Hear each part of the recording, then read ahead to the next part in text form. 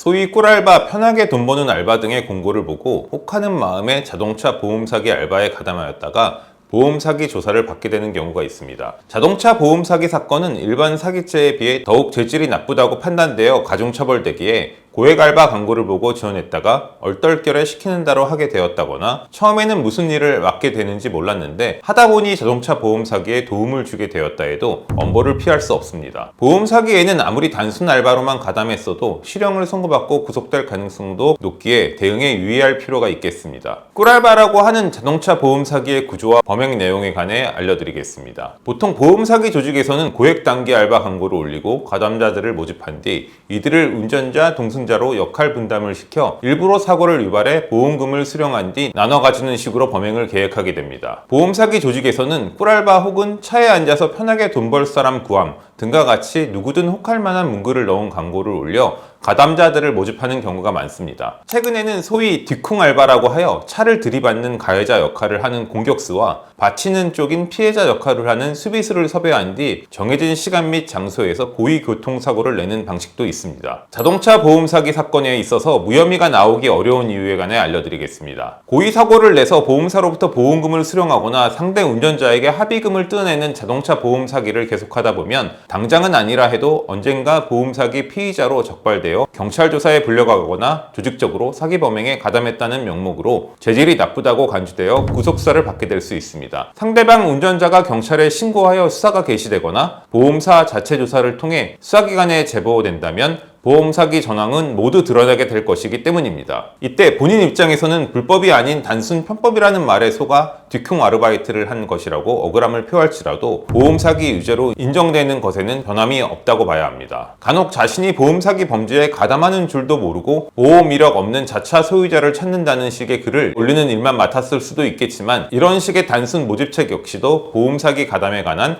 미필적 고의가 인정되어 공범으로 처벌될 가능성이 높습니다. 아울러 자동차 보험 사기 사건은 단독으로 진행하는 것이 아닌 다수의 가담자들이 공범으로 연루되는 경우가 많습니다. 아무리 사전에 입을 맞춘다 한들 공범들 중 단 한 명이라도 혐의를 인정한다면 수사기관은 이를 바탕으로 다른 가담자들의 행위와 진술 간의 모순점을 분석해 공모 사실을 밝힐 수 있게 됩니다. 특히 공범의 자백은 피의자들 간 역할 분담 및 범행 과정의 구체성을 입증하는 주요 증거가 될 수 있는 만큼 섣불리 억울함을 호소하며 무혐의를 주장하기보다는 변호사와의 상담을 통해 본인의 사안에 알맞은 대책을 수립하셔야 합니다. 자동차 보험 사기에 연루되었을 때 처벌 수위에 관해 알려드리겠습니다. 기존에는 실제 사기 행위의 실행에 착수하거나 사기죄가 실제 성립되어야만 형사처벌이 가능했으나 이제는 보험사기 특별법이 개정됨에 따라 보험사기를 위해 사람을 모으거나 권유, 알선, 광고를 하는 행위만을 한 경우에도 형사처벌이 가능하게 되었습니다. 즉 본인은 직접적으로 사기 행위를 저지른 것은 아니더라도 함께할 사람만을 모집하는 행위만 했다 해도 공범으로 간주된다고 볼 수 있습니다. 자동차 보험 사기가 유죄로 인정될 경우라면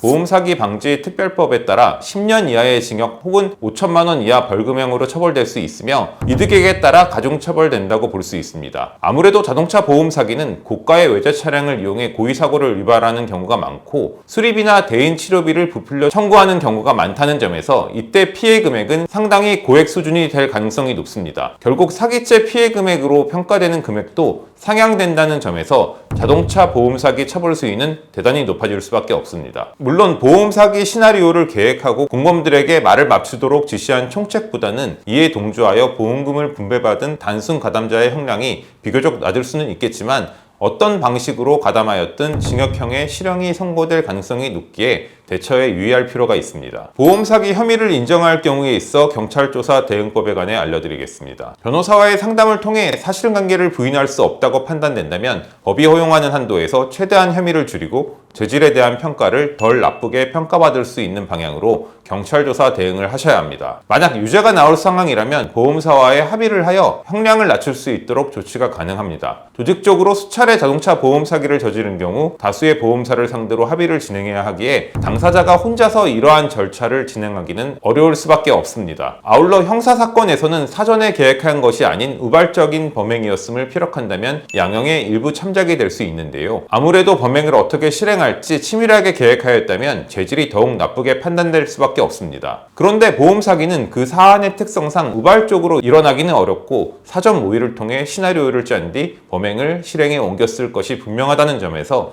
다른 양형 사유를 모색하여 선처를 구할 수 있어야 합니다. 어차피 보험사로부터 돈을 받아낸 것이기에 본인 딴에는 나로 인해 사기를 당한 개인 피해자가 존재하는 것도 아니니 기껏해야 벌금형 정도로 사건이 마무리될 수 있을 것으로 안일한 판단을 하실 수도 있습니다. 하지만 자동차 보험 사기는 공소금액이 아무리 적은 경우라 할지라도 선처를 받아야 집행유예로 구속을 면할 수 있을 정도이지 자칫 수년 이상의 실형까지 선고받을 수 있다는 점을 유념해 두셔야 하겠습니다. 수사기관이나 법원 재판부에서는 자동차 보험 사기를 사회적 신뢰를 훼손하고 보장제도의 근간을 위협하는 중대한 경제범죄로 간주하고 있습니다. 실제로 자동차 보험 사기는 선량한 보장 가입자들에게 피해를 주고 보험료 상승을 초래하는 등 사회 전체에 부정적 영향을 미치기에 재질이 매우 나쁘다고 평가됩니다. 이에 자동차 고의 사고가 의심되니 조사를 받으러 와야 한다는 경찰서 연락을 받으셨다거나 나와 같이 연루된 지인이 이미 경찰에 체포된 상황이라면 반드시 법무법인 의뢰와 우선 상담부터 받아보시기 바랍니다. 법무법인 의뢰에서는 자동차 보험 사기 신고를 당해 무거운 처벌 위기에 놓인 의뢰인들의 사건을 수임하여 사안에 따라 벌금형 약식 기소 및 집행유예 등 선처를 이끌어낸 사례를 다수 보유하고 있습니다. 자동차 보험 사기 경찰 조사 출석 문제로 고민 중에 있으시다면 법무법인 의뢰에 상담 요청하시기 바랍니다.